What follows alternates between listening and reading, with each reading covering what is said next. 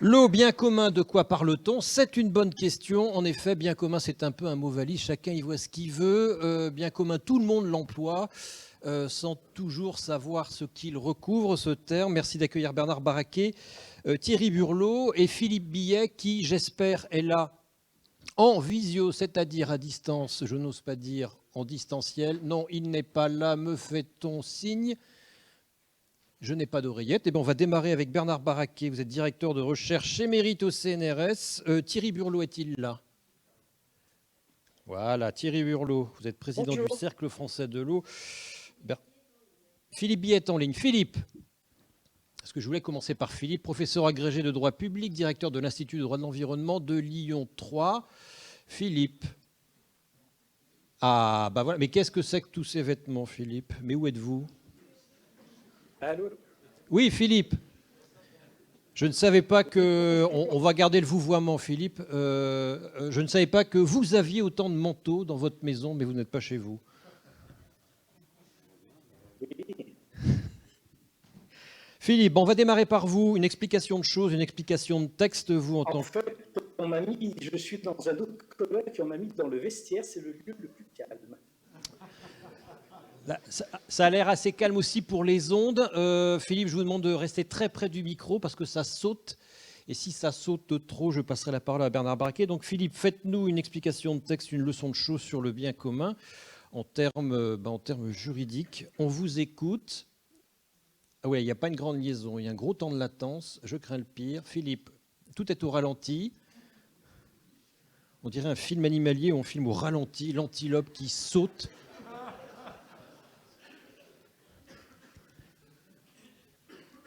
Voilà, Philippe, redescendez. Tout va être très lent, j'ai l'impression.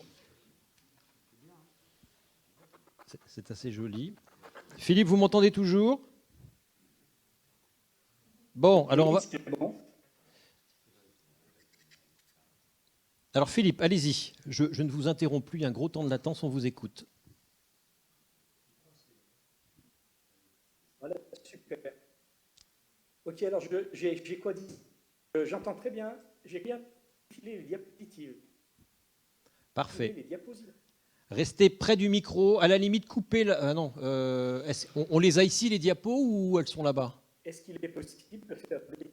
Si les diapos sont ici, coupez la caméra, il y aura une meilleure bande passante et on vous entendra mieux. Oui, oui, les diapos sont chez vous. Bon, alors coupez la caméra, Philippe, et vous la rallumerez après.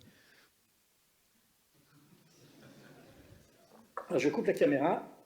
Tac, j'ai coupé la caméra. Merci, très bien. Allez, c'est parti.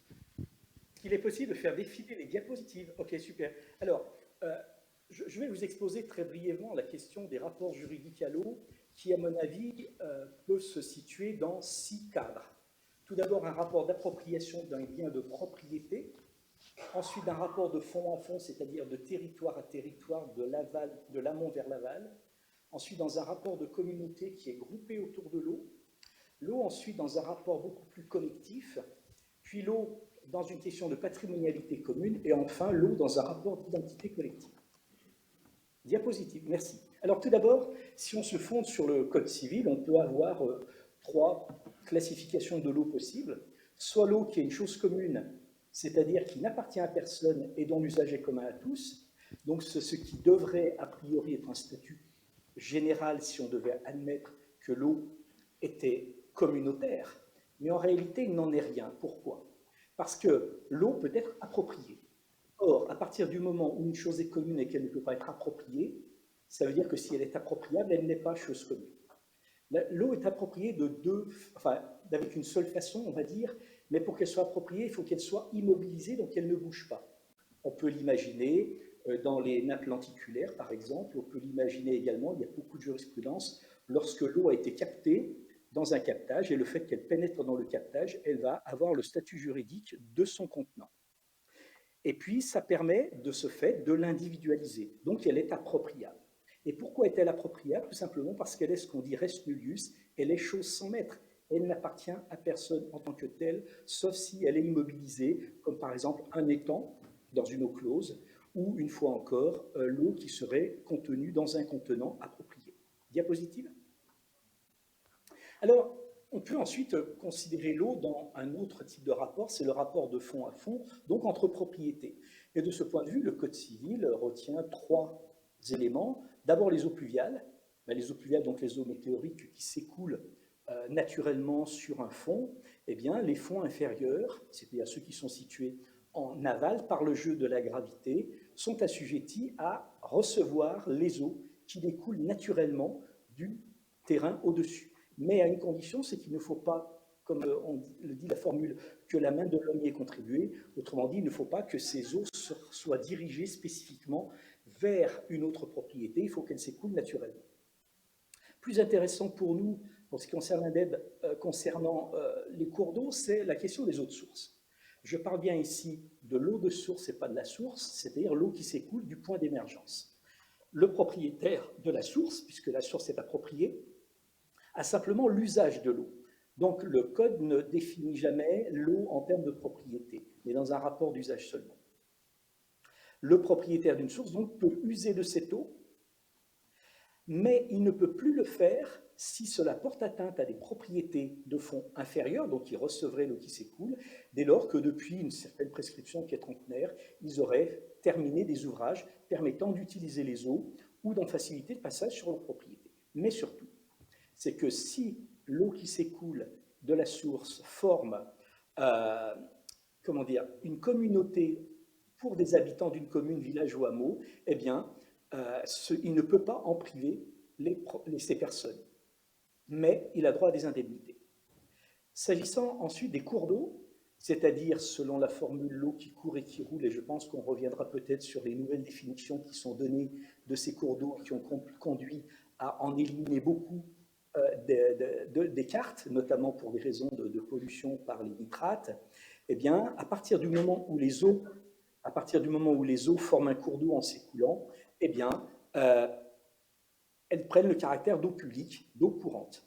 J'attire votre attention juste sur un point, c'est qu'il ne faut pas confondre les cours d'eau domaniaux et les cours d'eau privés. La question est simplement la propriété du lit d'une personne publique ou d'une personne privée, elle n'influe en rien le statut de l'eau. Diapositive. On peut ensuite aborder l'eau dans un rapport de communauté. Si vous fondez par exemple sur les travaux de Wittfogel sur les dictatures orientales, Wittfogel a bien montré que ce qui a permis de former des communautés, c'est un intérêt qui était formé autour d'un cours d'eau à un endroit donné.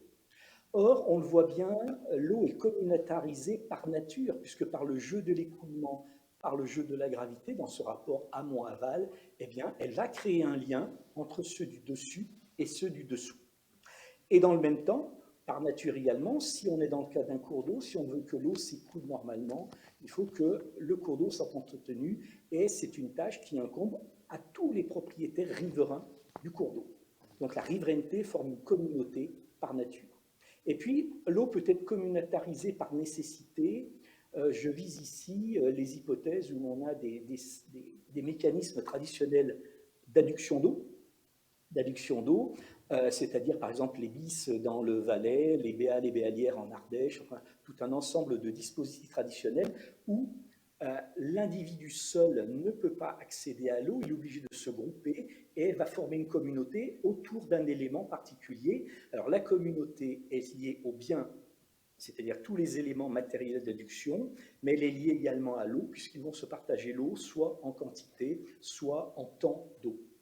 Et puis on peut avoir le même dispositif de communautarisation par nécessité, par exemple avec le régime des barrages, puisqu'on a l'obligation d'avoir des débits affectés et des débits réservés. Le débit réservé étant le débit que le barrage doit laisser continuer de s'écouler dans la rivière, puisque celui qui exploite le barrage n'est pas le seul. Donc par nécessité, il doit y avoir communautarisation de cette eau. Diapositive. Alors l'eau peut également s'inscrire dans un rapport plus collectif. Je distinguerai la communauté où on a un groupe d'individus identifiés par rapport au caractère collectif, où c'est une communauté non identifiable dans chacun de ces éléments. On le voit dans ce rapport collectif par le fait qu'il y a un droit d'accès à l'eau. Il est d'ailleurs précisé de façon assez curieuse d'ailleurs dans la LEMA, donc la loi du 30 décembre 2006 sur l'eau et les milieux aquatiques, article 1er qui a fait couler beaucoup d'encre, que l'usage de l'eau appartient à tous, mais vous notez bien que c'est l'usage et pas la propriété. L'usage de l'eau appartient à tous, et chaque personne physique, pour son alimentation et son hygiène, a le droit d'accéder à l'eau potable dans des conditions économiquement acceptables par tous. Et la grande question qui s'est posée, qui crée d'ailleurs beaucoup de polémiques actuellement, enfin qui en a créé en Italie, mais qui en crée toujours, il y en a eu un rapport du Sénat il y a 7-8 ans sur la question, c'est de savoir si les individus pouvaient accéder à une part d'eau gratuite. Donc, qui dit gratuit dit aux frais de la collectivité. Pour l'adduction de cette eau, le débat n'est pas encore tranché. Et puis, ce qui entretient ce rapport collectif, c'est le fait que celui qui fait usage de l'eau en prive d'autres utilisateurs, c'est un peu ce que disait Eline Roström dans Governing the Commons, donc le gouvernement des communs, où celui qui fait un usage donné va avoir une appropriation qui va en priver tous les autres et il doit contribuer, du fait de son usage, notamment à l'entretien de l'eau, tant quantitativement que qualitativement, et c'est pour ceci qu'on a des dispositifs en matière de fiscalité de l'eau, donc tout ce qui concerne les redevances des agences de l'eau par exemple, mais Bernard en parlera sans doute très savamment, et puis la question de la récupération des coûts, article 9, paragraphe 2 de la directive cadre sur l'eau, qui fait que la mise à disposition de l'eau ou l'accès à l'eau par des individus qui vont se l'approprier privativement les engage vis-à-vis de la collectivité dans une forme de restitution. Diapositive. Et puis, il y a ici un rapport de patrimonialité commune qui est assez intéressant, puisque l'eau est considérée depuis la loi sur l'eau de 1992 comme patrimoine commun de la nation.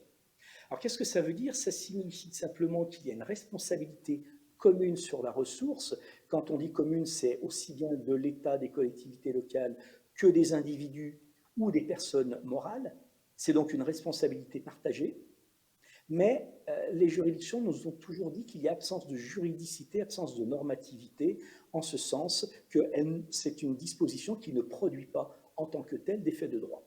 Simplement, elle permet d'inscrire l'eau dans le développement durable avec une idée de transmission de génération à génération, d'imposer sa protection sur le long terme, tant qualitative que qualitative, et puis permettre une coexistence des usages actuels sans compromettre les besoins des futurs utilisateurs, sans que ces futurs utilisateurs soient nécessairement les générations communes. Alors, cette patrimonialité commune est extrêmement intéressante, notamment pour la définition des bassins, qui peuvent créer une communauté particulière dans ce cadre-là. Diapositive. Et puis enfin, il y a un rapport d'identité collective, alors qui est assez nouveau, en tout cas en France, puisqu'on a plusieurs approches qui ont été développées dans des pays à l'étranger. C'est la question du statut du cours d'eau en tant que tel, voire même du statut de l'eau elle-même, avec la question de la personnification des cours d'eau. Une cour suprême en Inde a considéré par exemple que le Gange était une non-human person, c'était une personne non humaine. Alors par contre, cette décision a été annulée par la Cour supérieure puisqu'elle a considéré qu'une juridiction ne pouvait pas admettre qu'un cours d'eau traversant plusieurs États puisse avoir le statut de personne non humaine dans un endroit donné, enfin sur l'ensemble de son cours, alors qu'en réalité c'est l'ensemble des autres collectivités qui auraient dû également se prononcer. Le plus intéressant, me semble-t-il, dans ce cadre, mais c'est pour des raisons éminemment culturelles et cultuelles, c'est le fleuve Wanganui en Nouvelle-Zélande, qui en 2017 a été considéré comme personne humaine avec des droits particuliers. Vous trouvez également le lac Erie aux États-Unis et puis plus récemment au Canada, la McPee River, donc la rivière McPee, qui a été consacrée, mais dans un cadre un peu particulier de communauté autochtone par une reconnaissance d'une autre commune, qui a été consacrée également personne non humaine avec des représentants pour faire valoir ses droits. On a quelques tentations locales en France, puisque des débats sont en cours avec des diverses concertations. Il y en a eu une récemment à Genève, c'est sur le fleuve Rhône, savoir si le Rhône peut être considéré comme une personne. Alors on a ici quelque chose qui relève ce que j'ai appelé une acculturation juridique, parce que c'est dans un rapport totalement différent que l'on a avec les choses, que connaissent certaines communautés, mais que n'a pas l'homme occidental contemporain. Et c'est une façon, si vous voulez, de montrer que tous les dispositifs qu'on a mis en œuvre jusqu'à présent ont échoué. Et peut-être que si on admettait que les cours d'eau ou d'autres éléments naturels aient le statut de personnes non humaines, eh bien, ça leur permettrait d'agir devant les juridictions comme le ferait toute autre personne. Mais peut-être que c'est une voie parallèle à explorer. Voilà très brièvement tout ce qu'on pouvait dire sur les approches juridiques. Merci de votre attention. Philippe, vous m'entendez? Oui, parfaitement. Très bien. Alors, voilà des applaudissements. Mais ces nouvelles approches, là, considérer les fleuves comme des personnes morales, ça a un intérêt juridique ou c'est juste une lubie qui vient combler une ambiguïté sur le statut de l'eau? Finalement, c'est un bien commun, c'est un patrimoine commun, mais ça les... Oui, ça c'est pas vous, ça. Hein, Philippe, Et c'est pas moi non plus. Je suis là, je suis là. vous m'avez entendu ou je répète? Oui, parfaitement. Il est possible de reprendre la question, Frédéric? Oui, bien sûr. Non, la question que je me posais, c'est ce que vous venez de dire là, voilà, considérer un fleuve comme une personne morale, ça a un intérêt juridique dans la situation actuelle, ou c'est juste une lubie nouvelle dans la lignée de donner une personnalité juridique aux animaux aussi, ou est-ce que ça vient combler finalement une ambiguïté, une incompréhension sur le statut de l'eau? C'est un bien commun, c'est un patrimoine commun, c'est une chose commune, c'est un bien collectif où tout le monde mélange tout et personne ne s'y retrouve. Vous en pensez quoi, vous? En fait, si je me place dans ma culture juridique occidentale, le droit a partagé le monde en deux. D'un côté, les personnes et les choses. Ceci n'est pas une personne, est une chose. Donc forcément, le cours d'eau n'étant pas une personne, il est forcément une chose. Donc, il est objet de droit et pas sujet de droit. Ce qui fait qu'on peut l'exploiter, on peut avoir un certain nombre d'actes contre celui-ci sans qu'il n'ait rien à dire finalement, puisqu'il n'a pas de personnalité. L'intérêt du dispositif, alors, qui, je le répète une fois encore, est très, très culturel. On est dans une approche très écocentrée de l'environnement dans ce cadre-là. L'intérêt serait finalement de considérer qu'un cours d'eau ou qu'une autre entité serait une personne comme une personne humaine finalement et aurait les mêmes droits, c'est-à-dire la possibilité de se défendre directement en justice. Alors, quand on dit directement, c'est sous la tutelle bienveillante de personnes qui le représentent en tant que tel, avec souvent une co-gestion. Il y a un groupe qui est censé représenter le cours d'eau dans tous les actes de la vie civile, et il y aurait de l'autre côté un groupe qui permettrait d'être son incarnation en tant que tel pour pouvoir s'exprimer en son nom. La difficulté que l'on a en droit, et c'est un peu la façon dont certains contestent, c'est de dire que si le fleuve a des droits, si une personne a des droits, elle a aussi des obligations, ce qui signifie que si le fleuve débordait, si le fleuve emportait des biens, eh bien, il serait possible d'agir contre lui comme on agirait contre une personne qui porte atteinte à vos biens. Ce à quoi on peut répondre qu'en droit, il n'a jamais été question de considérer que avoir des droits impliquait nécessairement avoir des obligations. On en connaît des exemples, par exemple, sur la règle de l'enfant conçu, qui est considéré comme né chaque fois qu'il y va de son intérêt. On reconnaît des droits à l'enfant dans le ventre de sa mère, mais il n'a aucune obligation dans ce cadre-là.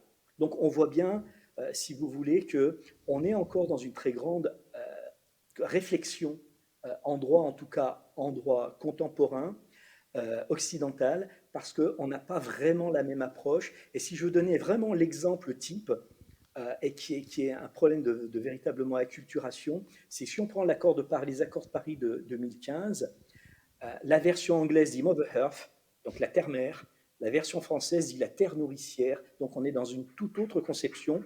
Et ce qu'il faut bien considérer, c'est que cette approche de la personnification n'est peut-être pas encore bien mûre dans les esprits occidentaux pour être totalement appropriée. Mais il y a d'autres méthodes, puisque tout le droit de l'eau est quand même assez complet pour pouvoir protéger les cours d'eau. Oui, puis la personnification amènerait tous les élus, le moindre élu, le moindre PTB devant les tribunaux pour un oui, pour un non. Merci Philippe, restez à l'écoute. Il y aura des questions du public, je pense. Monsieur Baraquet, Bernard Baraquet, votre vision de l'eau en tant que bien commun, puis cette dualité, oui, c'est un bien commun, mais en même temps, on la paye. Il y a quelque chose qui n'est pas normal.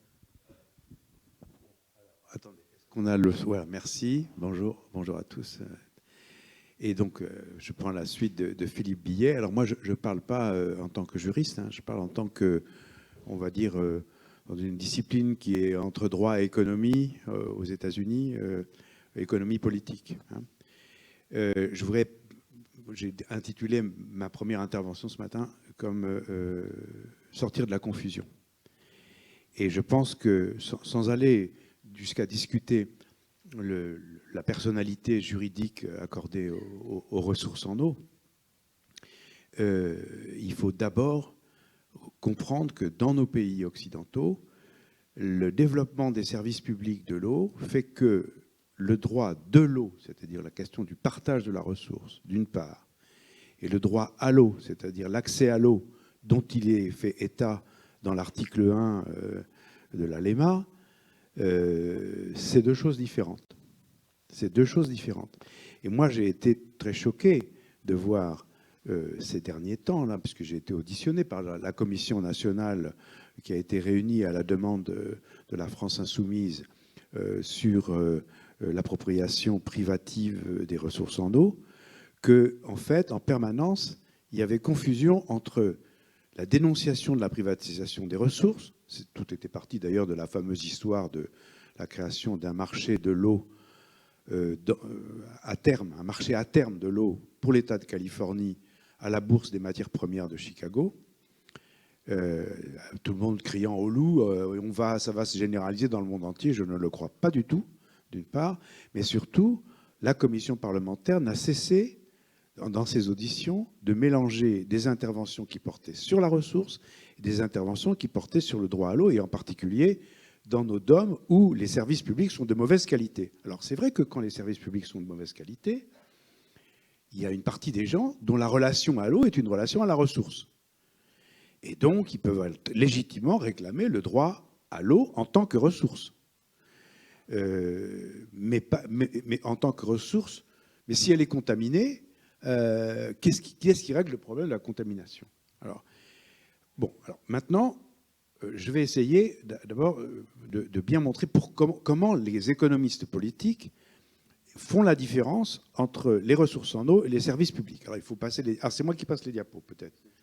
C'est celui-là? Voilà. Voilà. Alors, je trouve que d'abord, beaucoup de gens qui disent l'eau est un commun, donc elle ne peut pas être distribuée par une entreprise privée, c'est pas correct. Ils devraient dire, ces gens-là devraient dire ce qu'ils veulent dire, effectivement, c'est qu'ils pensent que la gestion publique, c'est mieux que la gestion privée.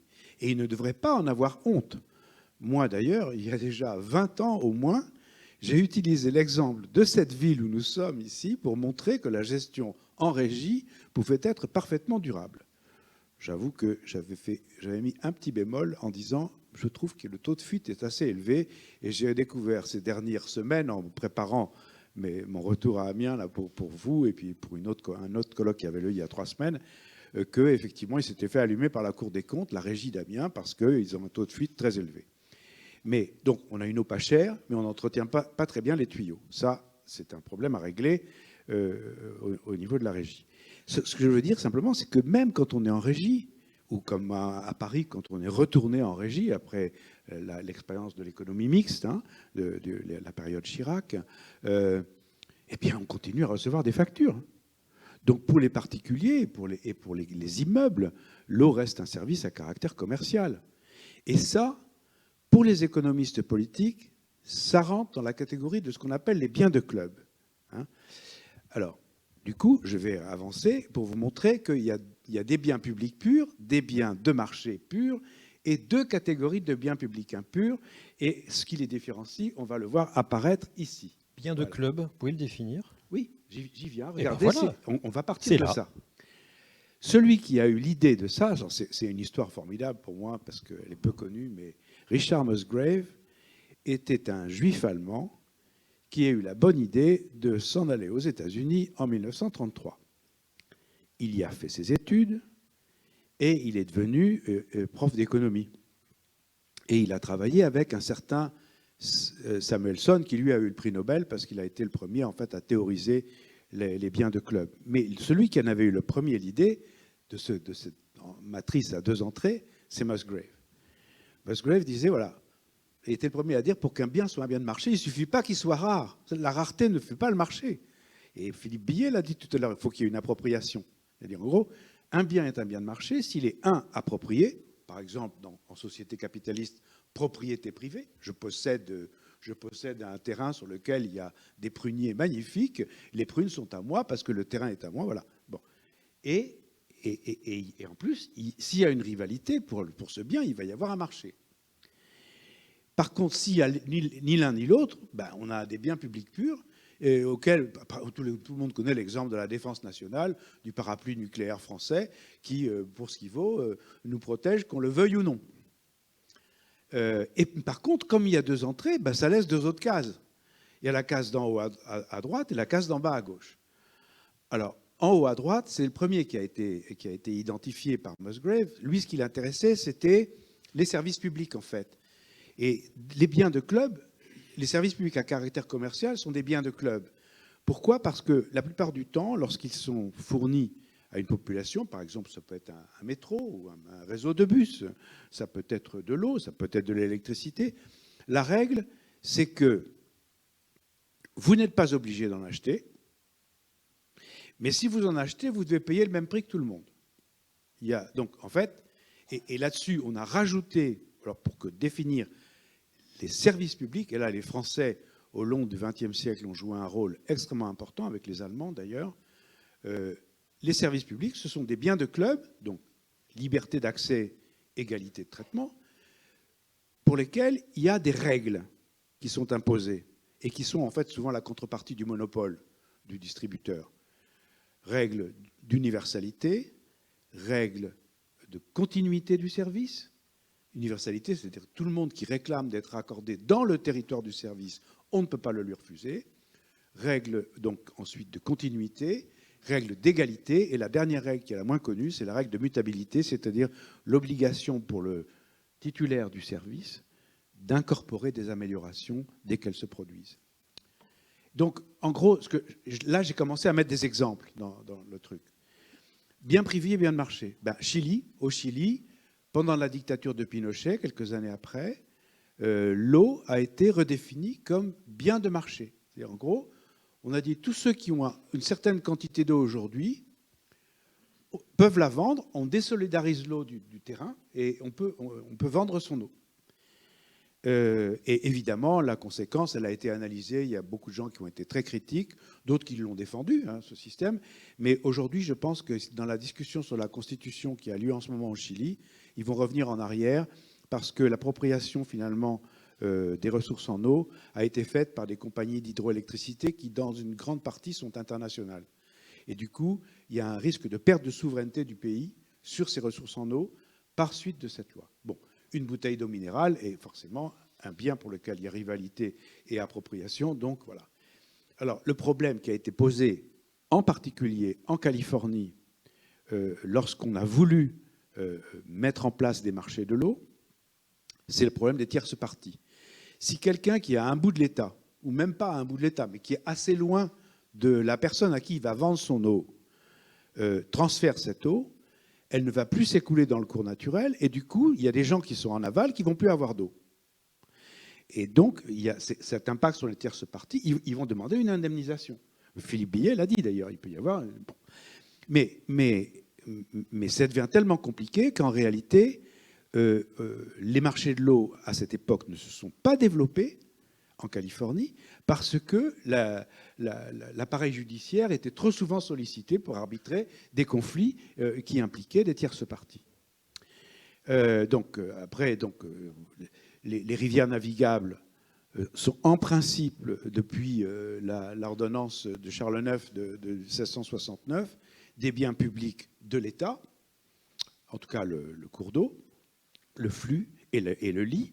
Et du coup, c'est l'État qui fixe les règles de répartition éventuelles, mais en principe, l'entretien des rivières, du moins jusqu'à ce que le service de la navigation réussisse à piquer de l'argent lui aussi dans la caisse des agences de l'eau, finalement, c'était de l'argent de l'État qui permettait de financer tout ce qui était navigation. Bon, les phares, c'est bien connu, vous prenez un phare. Là, il est là pour empêcher les bateaux de tomber dans des rochers la nuit. Vous rajoutez un bateau à proximité du phare, ça ne diminue pas sa luminosité pour les autres. Donc il n'y a pas de rivalité. Et vous ne pouvez pas empêcher un bateau nouveau de voir le phare. Si vous remplaciez le phare par un système de longueur d'onde d'information par radar et que ce système soit codé et que vous ne puissiez avoir accès au code qu'en payant, là, vous seriez dans un bien de club. Vous comprenez? Sachant que tous ceux qui vont avoir accès au phare devraient se répartir le coût de gestion du système d'information, hein, de transmission de l'information, de façon, si possible, équitable ou égale. Enfin, plutôt égale d'ailleurs, puisque il y aurait une règle de marché.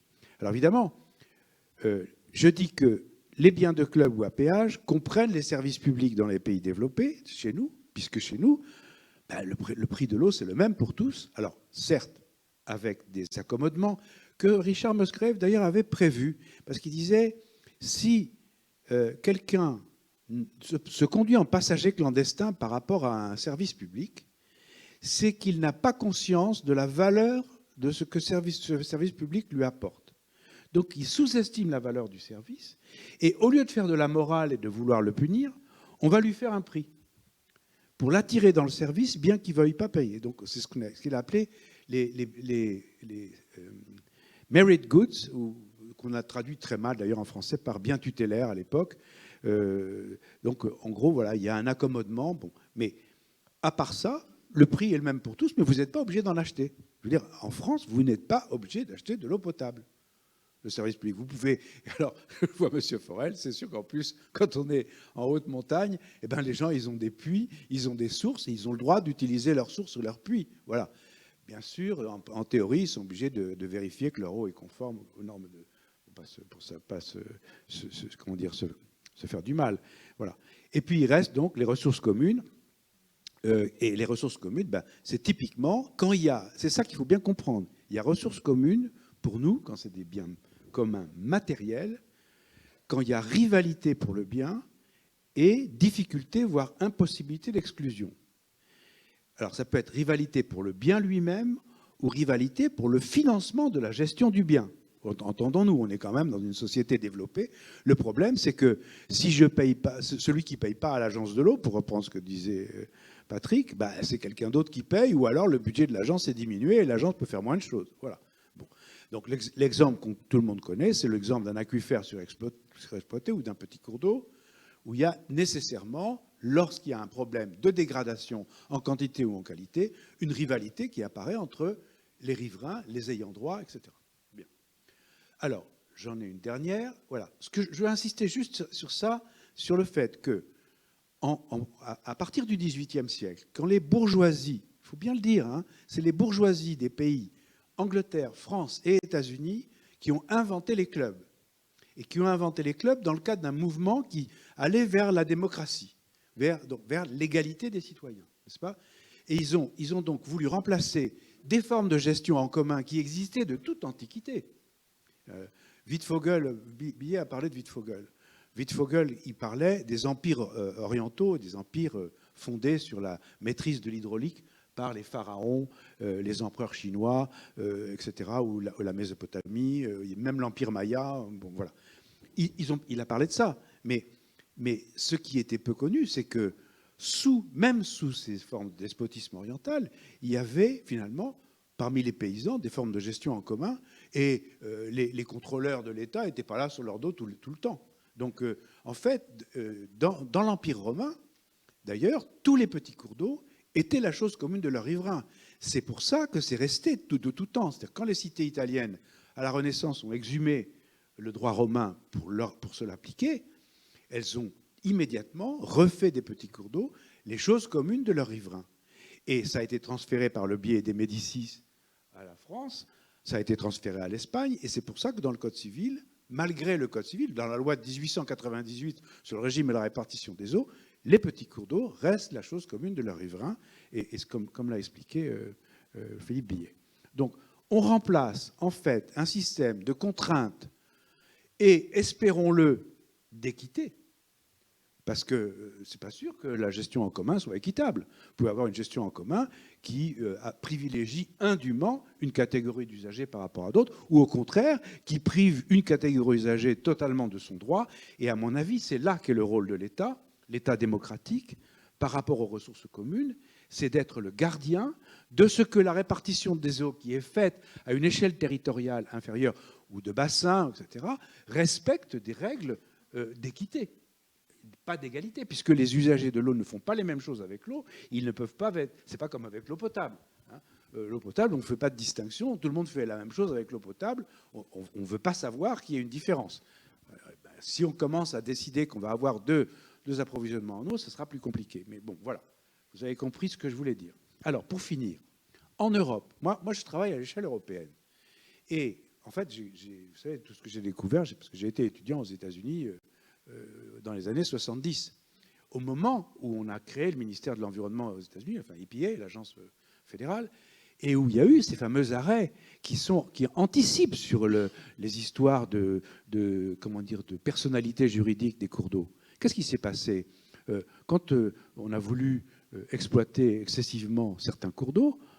Il y a des espèces animales qui allaient disparaître. Il y a eu une loi en 1973 qui a dit la loi sur les espèces en danger, vous ne pouvez pas exploiter l'eau, même si vous en êtes le titulaire, si vous allez compromettre des espèces en danger. Et vous savez ce qui s'est passé? Derrière les espèces en danger sont arrivés les Indiens. Parce que les Indiens ont dit, mais attendez, nous aussi on a une espèce en danger. On n'est pas des animaux. Non mais attendez, il a fallu passer par les animaux aux États-Unis pour que des peuples autochtones revendiquent leur priorité à la limite sur l'eau. Et puis finalement, ça s'est généralisé et les Mexicains après ont obtenu sur le Colorado un certain débit minimum, enfin bon voilà, qui a été accordé. De tout temps, en Europe en tout cas, on a eu, une gestion en bien commun. Simplement en France, la culture de la gestion en commun des petits cours d'eau s'est perdue parce qu'il y a quand même eu interférence de l'État. C'est-à-dire que en France, parce qu'il y a ce tropisme de croyance, d'ailleurs pendant tous les 90 ans où on a élaboré cette loi de 1898, ça a duré 90 ans parce que ça a commencé sous Napoléon Ier en 1808. Eh bien, on ne voulait pas avoir d'autres biens que des biens purement publics, nationaux, ou des biens privés de marché.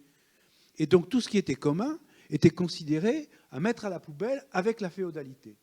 Et finalement, on a trouvé un compromis avec la loi de 1865 qui crée les associations syndicales. Alors il y a les libres, mais il y a surtout les autorisés, dans lesquels la gestion de l'argent de l'ASA, et on en a plein ici dans cette magnifique PTB de la Somme, est faite par le trésorier public du département. C'est d'ailleurs à ce titre que ce sont des établissements publics et qu'à ce titre, elles peuvent participer au conseil d'administration de la MEVA.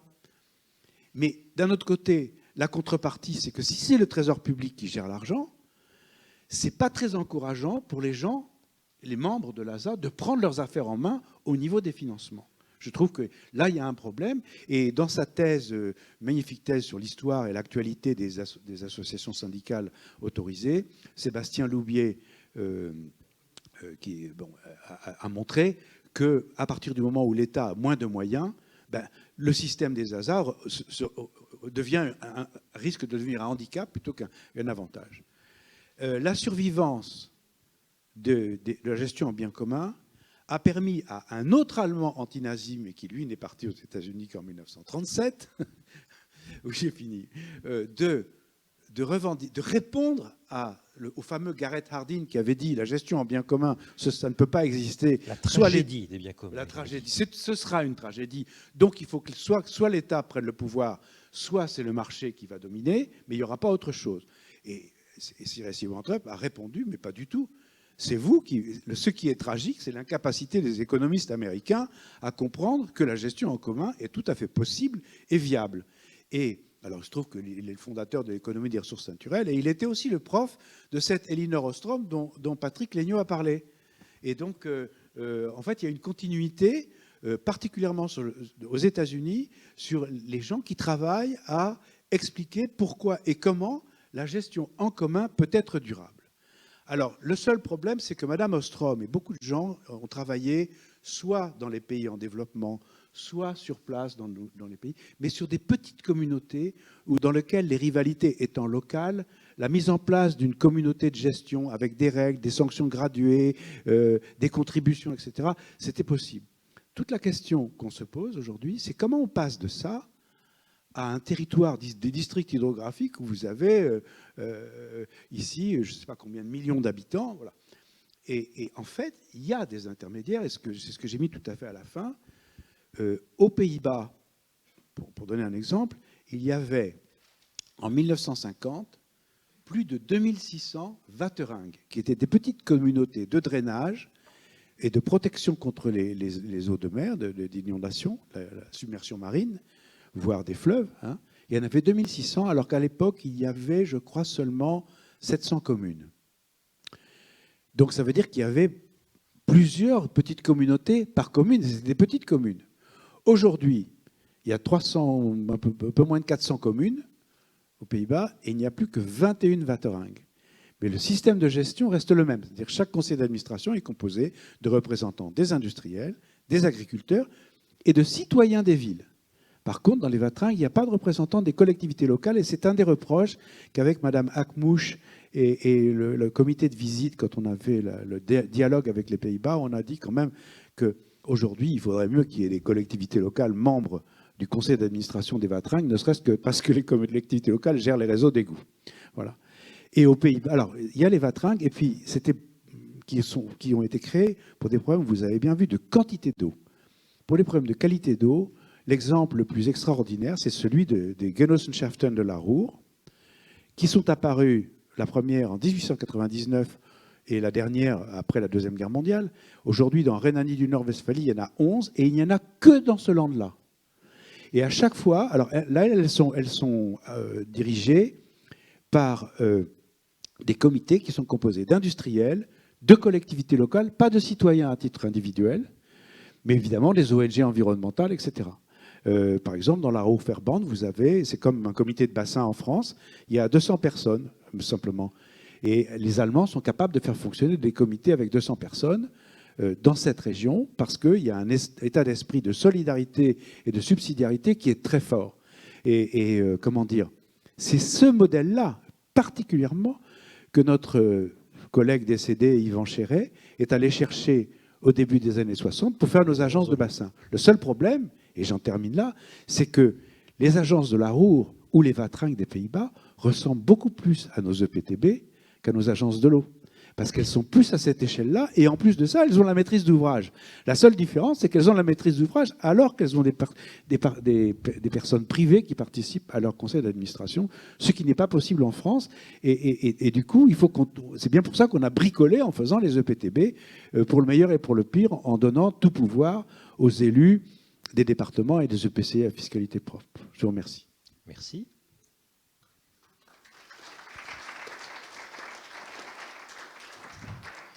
Thierry Burlot, qu'est-ce que tout ça vous inspire, les propos de Philippe Billet, les propos de Bernard Barraquet, cette notion de bien commun, cette judiciarisation possible, enfin voilà, je ne vais pas résumer. Bien écoutez, c'est toujours un plaisir d'abord d'écouter Bernard dans ses exposés. Donc, et Philippe, hein, n'oubliez pas Philippe, vous allez le bien sûr. Sinon, il est tout seul dans son vestiaire, tout malheureux. Donc bonjour à toutes et à tous d'abord. Écoutez, moi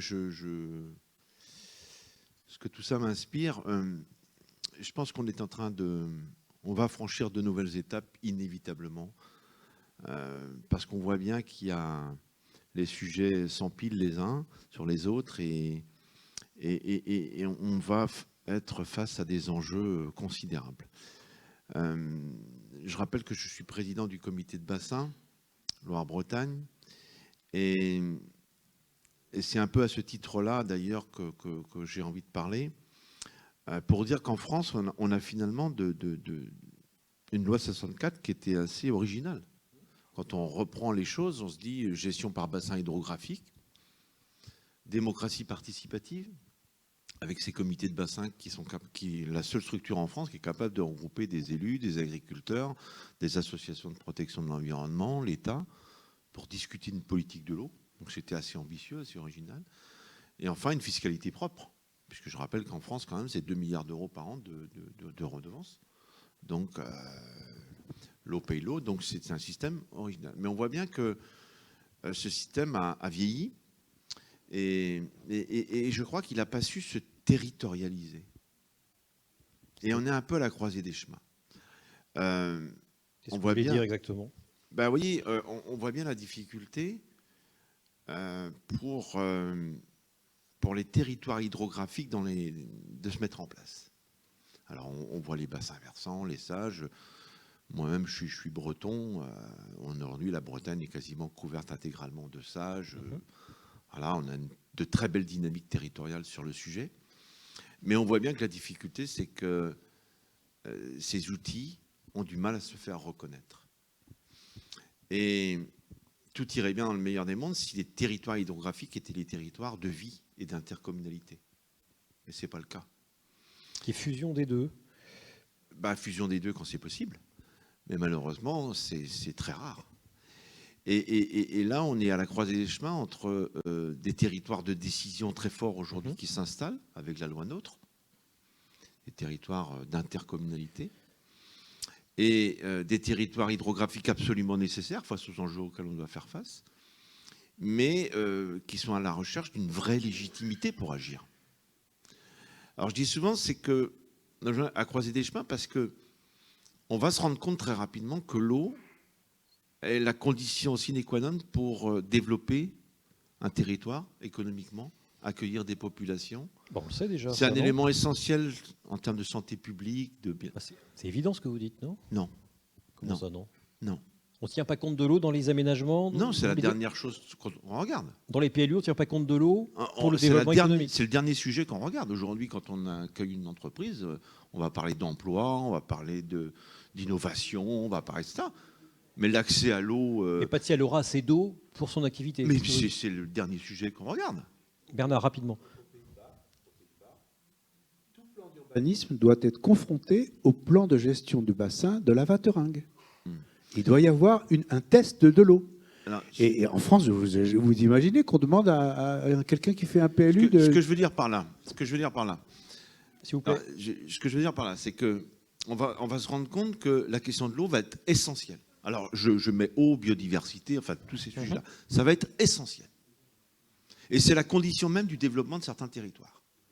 Ça, c'est la première chose. La deuxième chose, c'est qu'on va s'apercevoir qu'il y a des inégalités territoriales.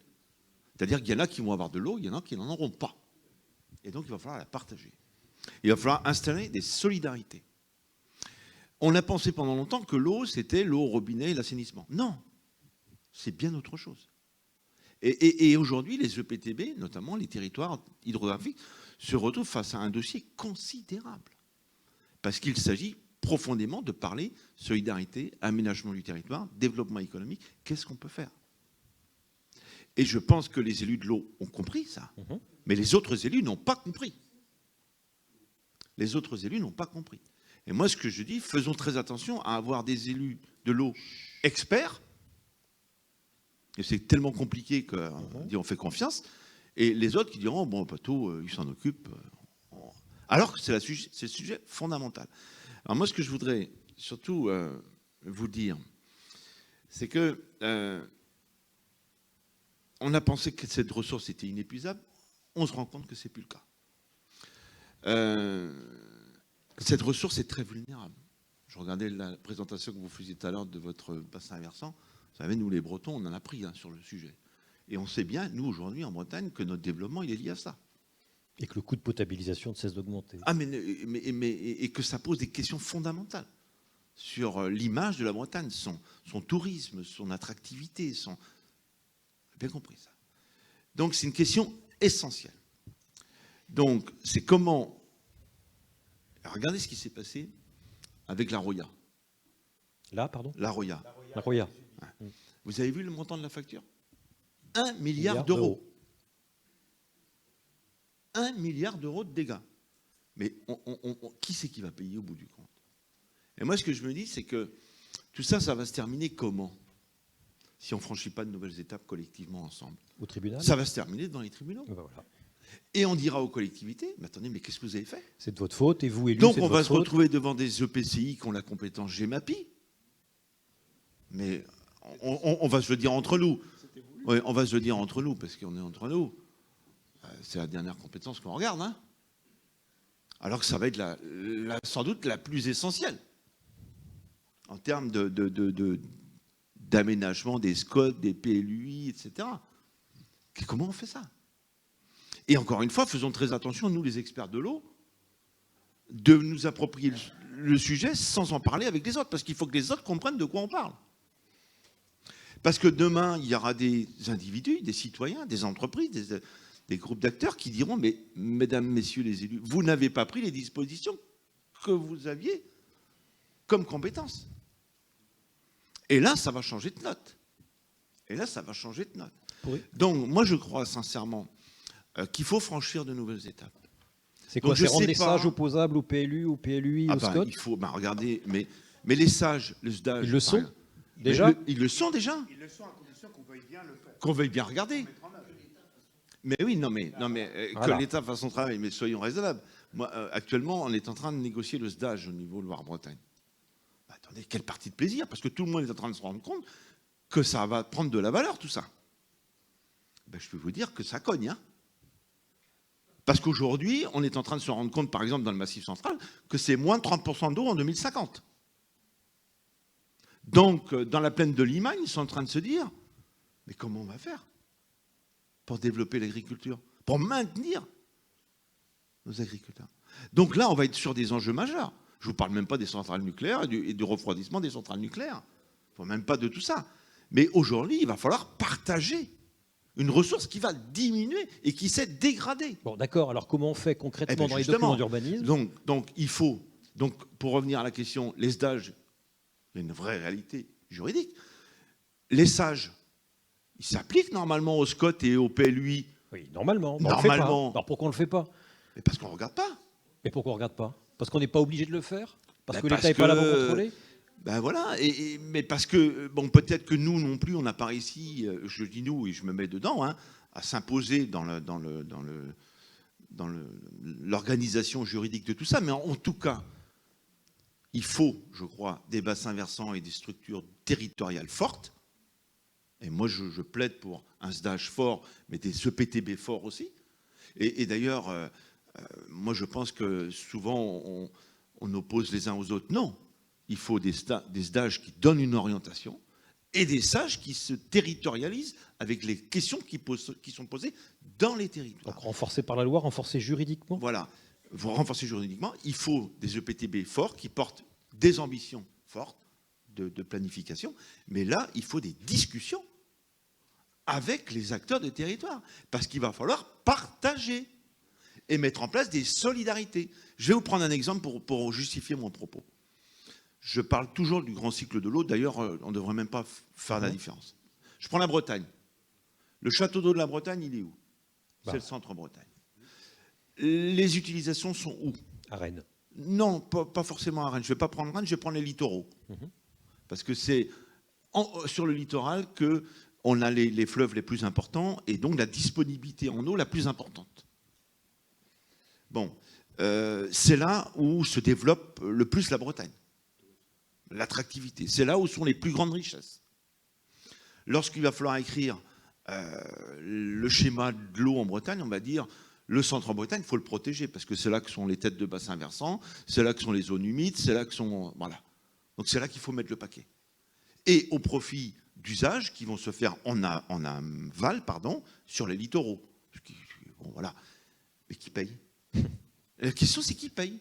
Et aujourd'hui, si vous voulez réussir une politique de l'eau, il faut changer les solidarités entre l'amont et l'aval, la ville, la campagne. Parce qu'aujourd'hui, tout est fait malheureusement en France pour qu'on encourage l'artificialisation des sols. Plus vous vous développez d'une manière, en termes d'urbanisation, etc., plus vous avez de fiscalité. Et plus vous préservez des ressources en eau, moins vous en avez. Moins vous en avez. Vous préservez une zone humide, c'est zéro fiscalité. Vous construisez à lotissement, jackpot. Eh bien, c'est pas normal. Donc, si vous ne changez pas la fiscalité locale pour aider plus ceux qui protègent... C'est-à-dire une péréquation entre l'aval et, oui. et l'amont. Et des règles fiscales en France qui donnent un sens à tout ça. Parce que sinon, vous n'allez jamais y arriver. Et juste pour finir, parce que tout à l'heure, j'ai dit qu'il y avait beaucoup d'argent. Il y a 2 milliards d'euros de fiscalité, de redevances des agences de l'eau. Mais ça ne suffira pas. Alors, évidemment, il faudra revenir sur le plafond mordant, etc. Parce que ça, c'est une évidence. Mais nos parlementaires, et je le dis de tous les bords d'ailleurs, considèrent que les agences de l'eau sont pleines d'argent et puis qu'en gros, on a roulé sur l'or pendant des années. Ce qui est totalement faux. Et quand je vois les efforts qu'on va devoir faire dans les années qui viennent, mais ça ne va pas suffire. Et je ne vous parle que du petit cycle. Je ne vous parle pas du grand cycle. Hein, et si je rajoute la biodiversité, parce qu'aujourd'hui, la biodiversité est quand même financée par les agences de l'eau, à 80%, ça va faire beaucoup finalement. Donc, attention à préserver ce dispositif. Moi, ce que je constate aussi, c'est que aujourd'hui, certains remettent en cause le système des agences. Et ça, c'est très grave. Et ça, c'est très grave. Faisons très attention. N'allons pas jouer avec le feu. N'allons pas jouer avec le feu. Parce que c'est quand même des lieux, des cohérences hydrographiques, des lieux de partage, des lieux de solidarité. L'agence de l'eau, c'est le seul outil aujourd'hui qui fait de la péréquation quand même. Hein. C'est le seul outil. Il en fait peut-être pas assez, mais c'est le seul. Donc vous voyez, il faut qu'on progresse collectivement, mais les enjeux sont considérables. C'est réchauffement climatique, c'est dérèglement climatique, c'est biodiversité. Mais en tout cas, ce qu'il faut faire comprendre, et je terminerai par là, et faisons très attention, nous qui sommes un peu experts de l'eau, il faut qu'on sache parler aux autres élus. Oui. Faisons très attention à ne pas rester dans l'entre-soi. La question de l'eau, elle est fondamentale aujourd'hui. Mais elle est très technique, trop technique. Trop technique. Enfin, et personne n'y comprend rien. Il faut vraiment qu'on travaille là-dessus. Et encore une fois, on a une belle matière, on a un beau sujet, on a un beau sujet de réconciliation territoriale. On a un beau sujet politique, dans le sens noble du terme. Donc, sachons le prendre à bras-le-corps, mais en tout cas, on trouvera les moyens, j'en suis convaincu. Merci Thierry Burlot.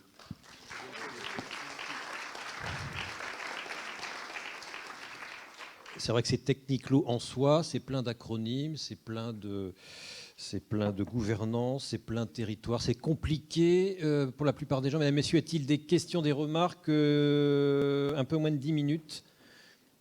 Bernard Langlais.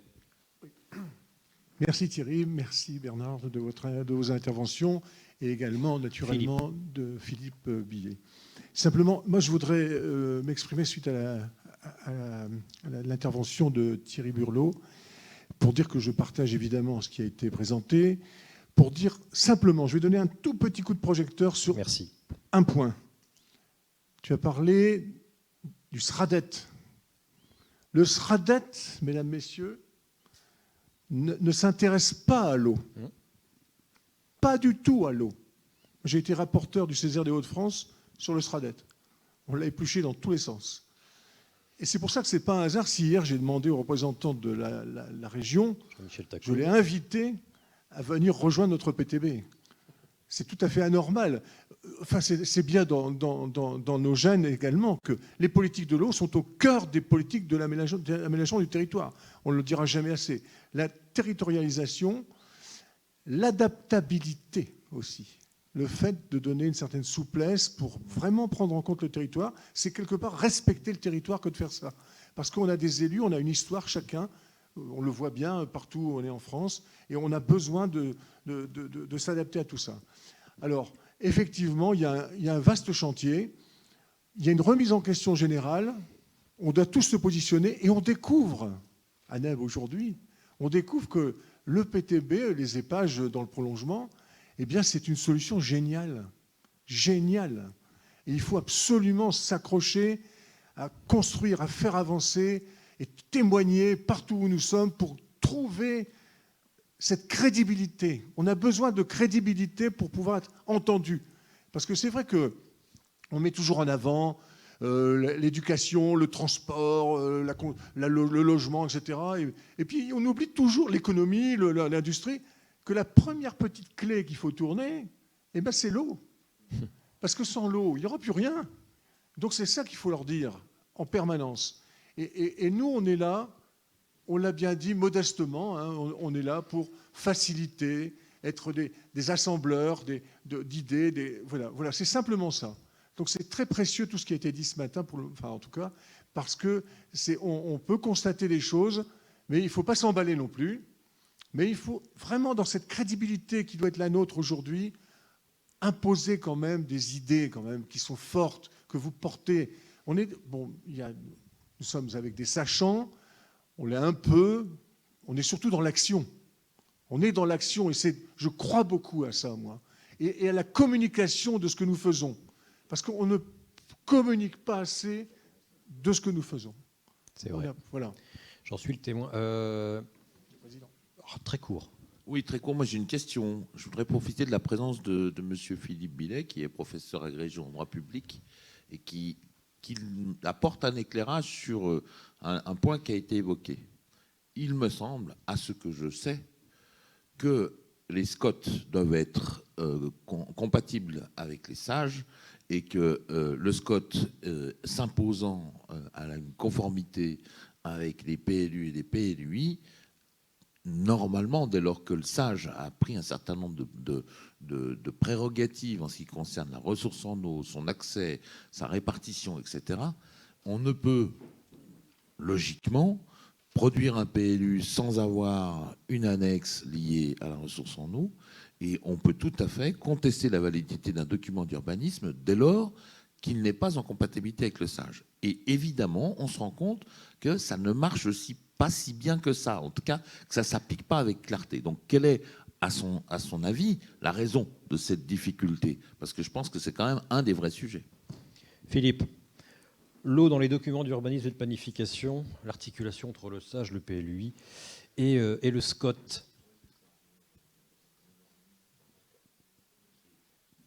Vous êtes là, Philippe?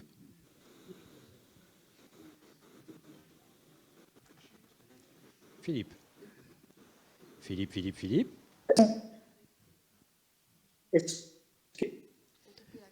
Coupez la caméra.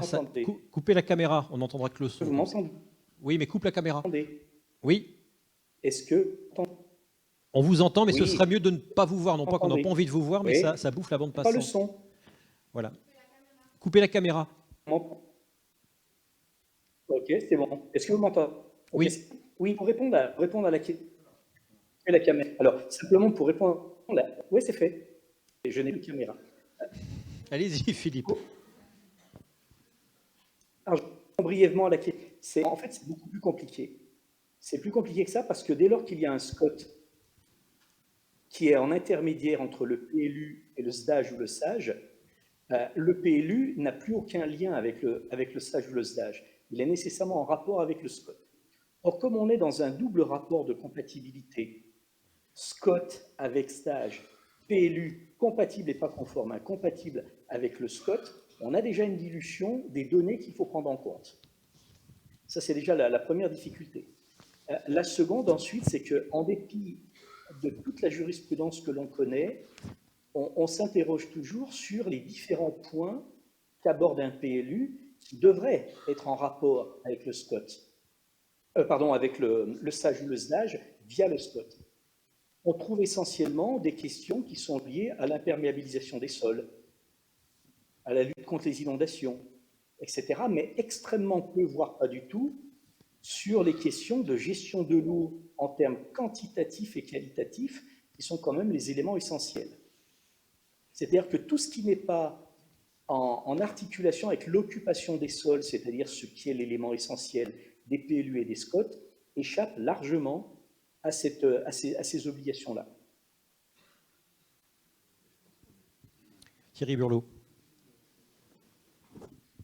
Je pense aussi qu'on est dans une phase intermédiaire, mais plus les EPTB seront puissants dans les diagnostics territoriaux, dans les préconisations, etc., plus ils seront capables d'imposer demain au SCOT et au PLUI des choses. Et c'est aussi, on est dans une période un peu intermédiaire. Vous n'étiez pas obligé de mettre votre masque pour répondre à Philippe Billet. Il est loin. Hein. Oui, non. Non, je pense que d'où l'expertise territoriale nécessaire.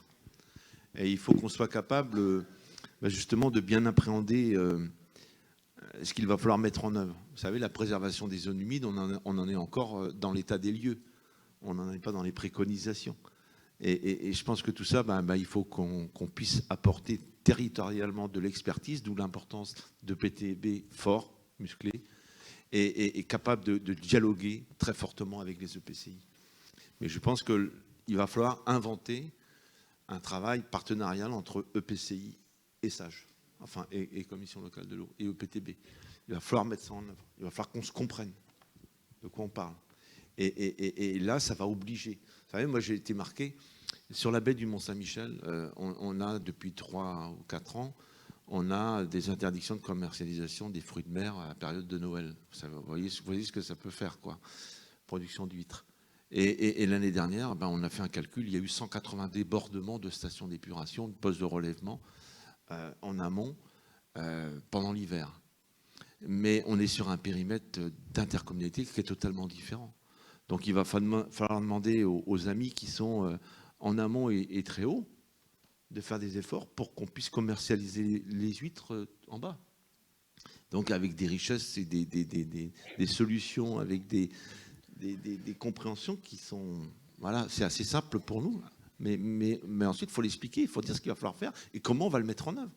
Et avec quels moyens de pression, quelle planification, quelle priorisation. Et là, on va se rendre compte que le SAGE ou l'outil hydrographique va faire des préconisations, mais il faut ensuite qu'elles soient comprises par les EPCI, qui eux-mêmes vont dire, ben non, j'ai autre chose à faire que d'aller m'occuper de la station d'épuration, je vais peut-être m'occuper de... Voilà. Vous voyez, ça ne va pas être simple, notre affaire. Jean-Pierre Rondeau. Ouais.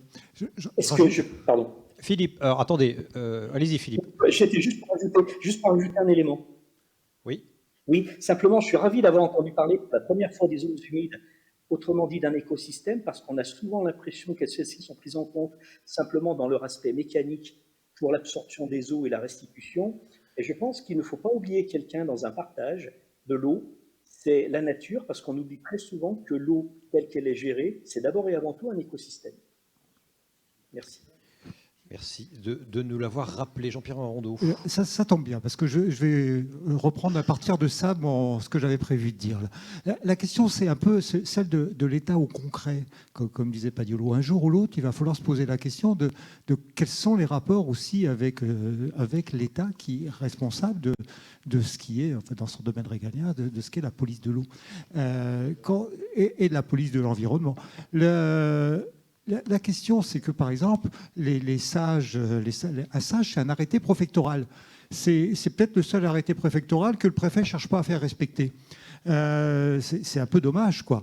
Je prends l'exemple du SAGE de la Vilaine. Le SAGE Vilaine est un SAGE qui a imposé, dans sa première génération, ça aurait été difficile après, mais dans sa première génération, aux communes de faire l'inventaire des zones humides dans le cadre à l'époque même de leur poste et puis de leur PLU. C'était une démarche un peu novatrice. Donc on a des conseils municipaux qui sont complètement informés, etc. Et on en est au point, alors même si les choses se sont améliorées, mais on en est au point où les services de l'État demandent à la clé qu'est-ce que vous pensez de telle chose, et où même se poser la question et même demander à la clé de faire appliquer cet arrêté préfectoral. C'est quand même assez sidérant. On a des choses qui sont décrites parfaitement, qui sont inscrites dans un arrêté préfectoral, mais un jour, il faut l'appliquer. Ça, c'était pris l'exemple pour faire l'intersection entre la question générale et la remarque de Philippe Billet, quoi. Donc, un jour, il va falloir se poser la question de comment on fait respecter une décision collective par l'autorité qui est chargée de la faire respecter. Alors là, s'il faut inciter l'État à faire respecter la loi, mais on n'a pas beaucoup d'armes, nous autres. Mais attends. On peut quand même dire une chose, parce que je voulais reprendre un petit peu l'exposé de Patrick Legnaud. Je suis pas complètement... On peut nuancer ce qu'il a dit à propos de la fameuse règle des sanctions graduées. Le problème, c'est qu'en France, les sanctions graduées, c'est la police de l'eau, c'est l'État, et donc il y a une faiblesse structurelle des organismes qui gèrent l'eau par bassin, que ce soit les agences ou les EPTB, par le fait qu'ils ne disposent pas de cet outil de contrainte. Et qu'ils sont dépendants du bon vouloir. Alors on dit c'est le préfet ou c'est l'État, et qui ne va pas. Bon. Et j'en profite pour rappeler quand même, en 1997, quand on a fait l'évaluation du dispositif des agences de l'eau, moi j'étais au conseil scientifique, donc je peux vous en parler, hein, on a bien écrit que le principal problème de la politique de l'eau en France était le déficit de police de l'eau. Et que ce n'était pas les agences de l'eau le problème. Moyennant quoi, avant même que le rapport soit sorti, il y avait déjà des journalistes qui avaient été informés par des bons esprits du ministère des Finances et du ministère de l'Environnement, comme quoi c'était les agences de l'eau qui étaient responsables de tous les méfaits de la gestion de l'eau dans ce pays, quoi. Je veux dire, c'est catastrophique. Mais du coup, c'est vrai que ça pose la question, est-ce qu'on peut, dans un pays qui fonde la démocratie sur la citoyenneté universelle, c'est-à-dire nationale, imaginer donner des pouvoirs souverains à des instances territoriales comme des EPTB. C'est-à-dire, en plus qu'elles aient... moi, je dis, le pouvoir du souverain, c'est quoi aujourd'hui, hein, en matière d'environnement? La police, les financements, les impôts, les taxes. Le préfet de bassin, vous dit Bruno Forel. Et la planification. La planification qui peut créer des territoires où les gens ne sont pas traités de la même manière parce qu'on a des problèmes d'environnement à régler. Bon. Ces trois outils. Qui les a? Les agences de l'eau, elles peuvent faire des SDAGE, mais ils ne sont pas opposables. vous pouvez faire des sages qui sont opposables, heureusement, mais il y a quand même une faiblesse. Et puis pour l'argent, les agences de l'eau, parce qu'elles perçoivent des redevances, dès que Bercy arrive à convaincre suffisamment de gens pour dire c'est des taxes, terminer les agences de l'eau sont plus constitutionnelles. Et puis, pour la police, non, jamais on n'a donné la police. En Allemagne, aux Pays-Bas, dans les pays subsidiaires, chaque niveau territorial, il a des taxes, des pouvoirs de police et des pouvoirs de planification à son échelle. Bien sûr, il n'est pas tout seul dans son coin. Il y a la tutelle au-dessus, il y a des tutelles qui contrôlent. Excusez-moi. La police de l'EPTB. Un détail, Voilà ce qu'il faut pardon. créer. Juste un détail. Le temps est explosé, je ne sais plus quoi faire. Philippe, allez, rapidement, 30 secondes. Et simplement pour aller dans ce que disait Bernard, il faut se garder de comparaisons un peu trop hâtives, parce que les pays qu'il a cités sont des pays de type fédéraux, et donc on n'a pas du tout les mêmes répartitions des compétences par rapport au système français.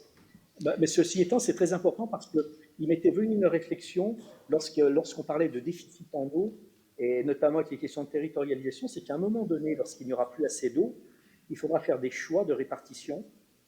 Et de ce fait, il faudra éventuellement, comme on le fait avec les arrêtés anti-sécheresse, avoir des privilèges d'usage de l'eau par rapport à d'autres.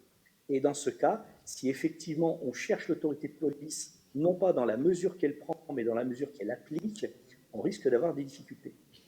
Merci Philippe. Thierry, 1 minute, conclusion. Oui, enfin, moi je pense qu'il nous faut un État fort. Oui. Il nous faut un État fort parce que, et je dirais même un État fort dans l'Union européenne. Parce que heureusement que l'Europe était là pour la DCE et tout le reste. Parce que c'est quand même l'Europe qui nous a fait progresser aussi sur tous ces sujets. Un État fort mais territorialisé, suffisamment territorialisé. Voilà. Il nous faut donc les agences. Moi, le dispositif des agences, moi je trouve que c'est plutôt intéressant. Et des territoires actifs et acteurs. Et pourquoi pas avec une certaine autonomie fiscale. Pourquoi pas pour responsabiliser aussi les acteurs locaux. Et une vraie police de l'eau. Et une vraie police de l'eau, parce qu'il faut un arbitre. Il faut des territoires organisés, mais il faut un arbitre. Vous savez, quand il va falloir, sur la Loire, par exemple, demain, parler du partage de l'eau entre la production énergétique, l'agriculture et tout le reste, ça va pas être triste. Non. Et puis on rajoute des préfets qui ne fassent pas que la diplomatie et de la politique, qui appliquent les lois, qui fassent appliquer les lois. Merci messieurs. Oui, voilà, on a pris du retard, c'est pas très grave.